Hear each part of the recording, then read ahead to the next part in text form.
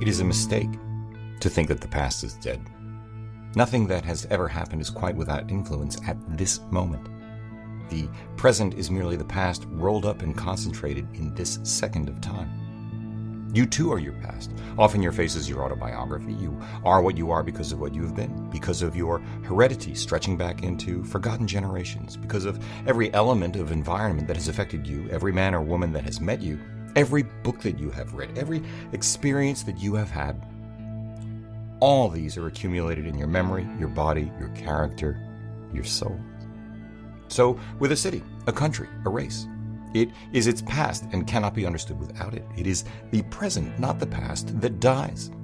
This present moment, to which we give so much attention, is forever flitting from our eyes and fingers into that pedestal and matrix of our lives which we call the past.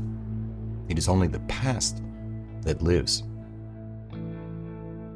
This generation gives too much time to news about the transient present, too little to the living past. We are choked with news and starved of history.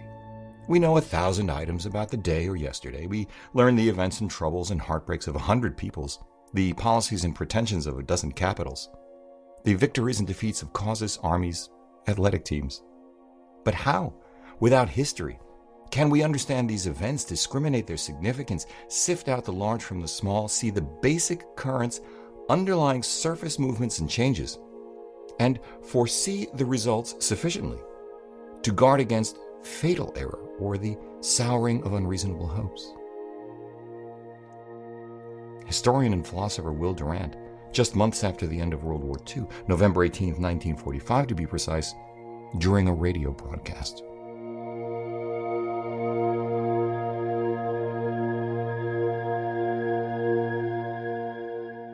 Hey everybody, I'm Hugh Brownstone for Three Blind Men and an Elephant.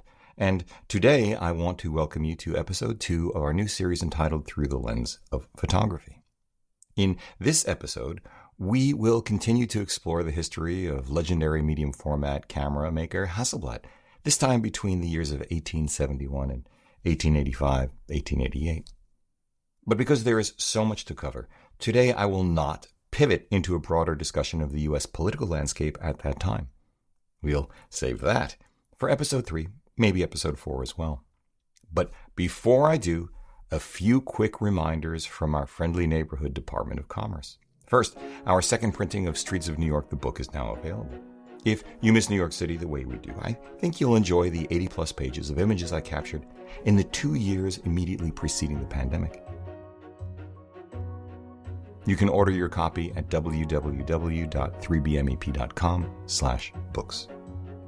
Next, we are accepting appointments for personal one-on-one video coaching sessions. If you're looking for a portfolio review, help honing or finding your artistic voice, choosing gear, setting up a YouTube channel, or something else, this is a great way to jumpstart that process. If the feedback from our clients thus far is any indication, you just might enjoy it as much as I do. Finally, if you like what you see here today, please give a thumbs up, subscribe, consider supporting our work by using our no-cost-to-you affiliate links down below, kicking in some coffee money via PayPal, or, best of all, consider joining us as a patron on Patreon so that we can continue to bring you episodes like this. And I am intent on doing more episodes like this. Why? Why am I so interested in moving beyond the gear and into history? That's easy. 1. History is fascinating. Generally speaking, there is so much more richness, so much more to learn when people, locations, events, themes are placed in context. I insist upon seeing the forest and not just the trees. 2. Hasselblad's history in particular has always been fascinating and intertwined with developments in the United States. Is it mere coincidence, for example, that P.T. Barnum, he of the oft-quoted, though now generally recognized as misattributed, "There's a sucker born every minute," purchased Scudder's American Museum down on the corner of Broadway and Ann Street in New York City the same year, 1841, that a 25-year-old Fritz Victor Hasselblad, great-grandfather of the Victor Hasselblad responsible for the eponymous 500C, founded the trading company F.W. Hasselblad and Company?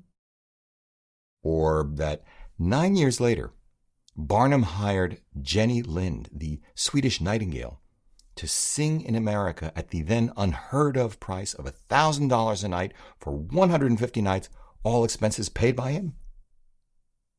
Yeah, well, actually, it is. Except that amazingly enough, Seamus McGarvey, the DP for 20th Century Fox's The Greatest Showman, I'm talking about the 2017 biopic / musical starring Hugh Jackman as P.T. Barnum, was filmed on Aries and, at least for some of the scenes, Hasselblad glass, which is truly freaky. On the other hand, it is practically ordained that FW's son, Arvid Victor Hasselblad, will find photography fascinating. Hold that thought. 3. I believe photography in particular, the images and the people and the study of the ecosystem around those images and people is most powerful and most powerfully understood when we equip ourselves to see precisely how they serve to capture the zeitgeist and illuminate the human condition. 4. I believe it is invariably the case that the most powerfully illuminating images and stories of the human condition have a profound link between the past and the here and right now. 5th, I believe, and I've been saying this for years before ever hearing about Will Durant, who I recommend highly to you, that what we see in photographs, what we feel from photographs, what we choose to picture, what we choose to capture, how we value them is a function of the lifetime of experiences and learnings each of us uniquely has until the moment we trip the shutter or view the image, and how much better informed we are when we leverage the experience of others by studying history. Finally, 6, I believe it has never been more important than now, right now, at least in our lifetimes, to take heed of Durant's observation that we are choked with news and starved of history, and to recall George Santayana's admonition that those who cannot remember the past are condemned to repeat it. So, let's get into it. In episode 1, we covered the beginning of the Hasselblad family's ventures into commerce, at least as far back as Wikipedia and Google allow me. As I mentioned then, this is the founding of F.W. Hasselblad and Company by Victor Hasselblad's great-grandfather, Fritz Victor, in the city of Gothenburg, Sweden in 1841. Now, Gothenburg is a port city, even then, a university city, a city of immigrants. It is already more than 200 years old, founded by the Dutch as a heavily fortified trading post.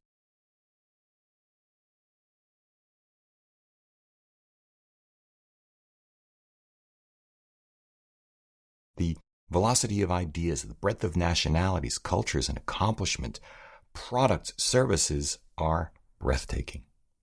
In fact, Gothenburg is designed very much like other Dutch trading outposts, including Amsterdam, Batavia, which will eventually be known as Jakarta, and New Amsterdam, eventually known as none other than New York City. Because they are all maritime outposts, these are marshy areas which need to be drained, cleared, and built upon, and the Dutch have become expert at it. Hold that thought, too. Anyway, F.W. Hasselblad and Company, like the city, is a trading institution and has nothing to do with photography. Instead, it has everything to do with trading. And at that time, this means capitalizing on the latest technologies of the era, which just happens to be the zenith of the Industrial Revolution. And, to quote Wikipedia, textiles are the dominant industry within that revolution, at least in terms of employment, value of output, and capital invested. F.W. Hasselblad & Co. therefore sells sewing machines and supplies. And other things too, though again, that has nothing to do with photography. But before we move forward, I want to direct your attention at about the same time, 700 miles to the southwest, where two French families are amassing great wealth from the same industry. One is a textile manufacturer known for its thread used widely in sewing kits across France. The other is a family of cotton merchants and landowners. These two families come together with the marriage of Claude Marie Cartier, born in 1809, and Marie Madeleine Dite Lucie Bresson. I hope I'm pronouncing that right. Born in 1829. One of their great-grandchildren, the first of 5 children born to André Léon Louis Cartier-Bresson and Marthe Cartier-Bresson, is Henry. As in, right, exactly, Henri Cartier-Bresson, the father of modern photography. It is absolutely fascinating to me that two of the greatest names in photography share a familial history and trajectory which ride the wave of technology-driven revolution, and further recognize that technology-driven revolutions are never just about technology, but about economics, morals, and politics. Yeah, hold that thought. Now we can fast forward to 1871, 30 years after F.W. Hasselblad & Co.'s founding. To put it simply, the company is successful. Fritz Victor is 55 years old and retired. He has passed the reins of the business to his son Arvid Victor, now also 25, the same age as F.W. when he started the company. The company is so successful, in fact, that in 1877, just 6 years later, Arvid has the ambition and wherewithal to commission the construction of what will become Hasselblad's headquarters, where they will remain for more than a century, all the way up to 2002. At this point, the Industrial Revolution is no longer a revolution so much as it is the origin story of a new way of life, and it has made fortunes for a few, generated misfortune for many. But as new is the lifeblood of commerce, and ever since the end of the Dark Ages anyway, there have always been new technologies upon which to capitalize, Arvid first makes his mark when he happens upon these newfangled heat-insulated bottles, thermos bottles, and imports them. It is another great success, especially since F.W. Hasselblad is the first company to bring them to Sweden. Today, many of us watch Succession on HBO. Back in the 80s on network television, it was Dallas and Dynasty. But now, in the late 19th century, a real dynasty is being built in Sweden, and it is called Hasselblad. Let's fast forward again from 1877 to 1885, because this is where things really start to get interesting from a photographer's perspective.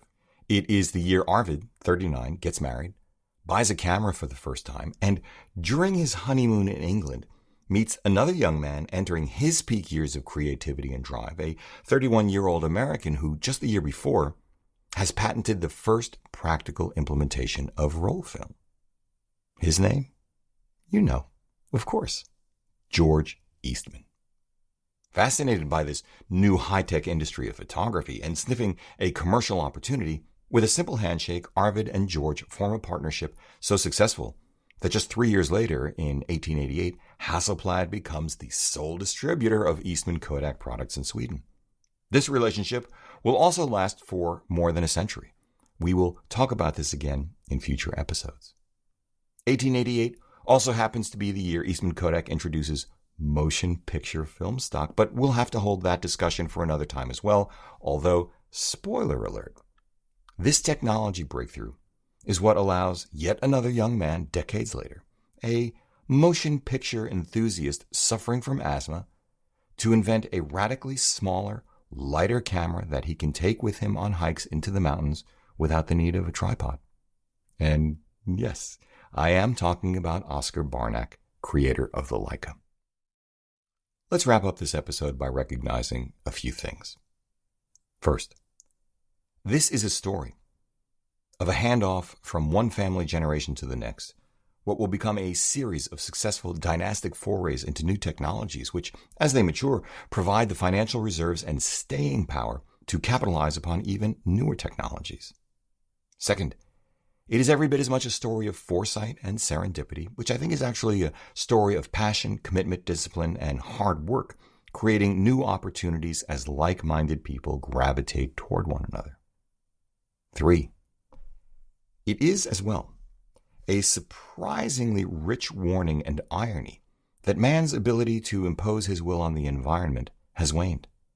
Half a millennium ago, the world was small enough and simple enough that Dutch engineers could usher in an era when swamps could be turned into cities. Today, with global warming a fact, and the scale of human population density, and migration dramatically greater, coastal cities like New York are threatened with being turned back into swamps without extraordinary and extraordinarily expensive intervention.